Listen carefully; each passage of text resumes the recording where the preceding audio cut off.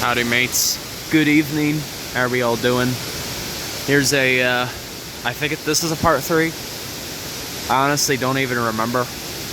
But this is over at Looking Glass Falls.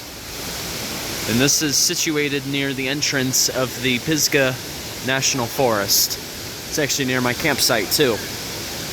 It is a breezy one, I will say that. And of course you have your mixture of different rocks, mostly sedimentary and igneous.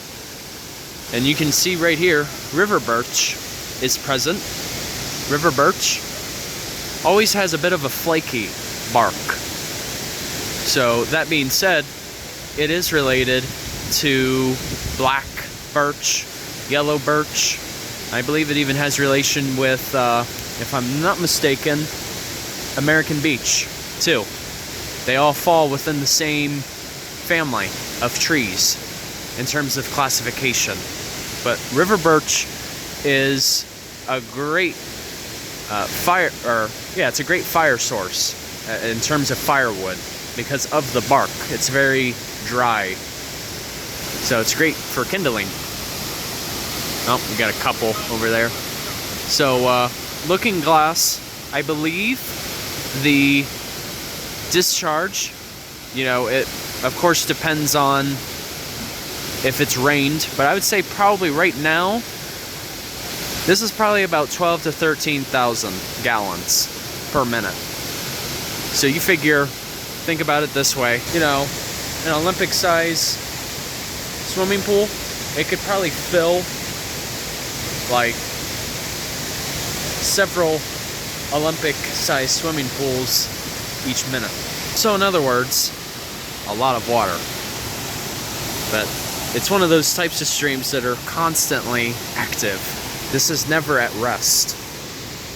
But that being said, the types of rocks that you will see here due to the water flow over time and the erosion, it creates very flat rocks too, making it very ideal for rock skipping. But you want to make sure that you pick dry rocks, just because you want to avoid picking up rocks that are already in the water. The reason I say that is because a number of different macroinvertebrates could be inhabiting that particular rock. So, in other words, we really want to try to not disturb as much as we can. But you figure all these macroinvertebrates that I speak of that inhabit the water, they are great indicators for water quality. So like for example, if you were to see a hellgrammite, which is a Dobson fly larva, that would indicate that you have excellent water quality. Whereas, on the other hand, if you were to see something like trying to think of an example.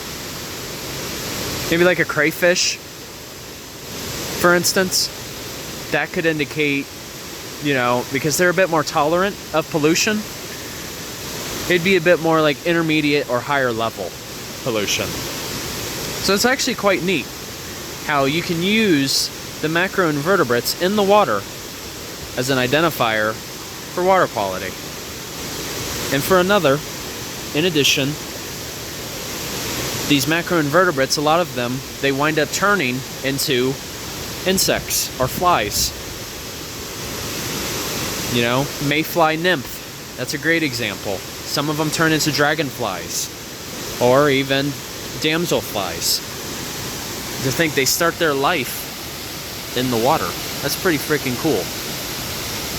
But yes, Looking Glass Falls, great example of a fine waterfall. I guess you could say that I like to chase them. Thanks, DLC.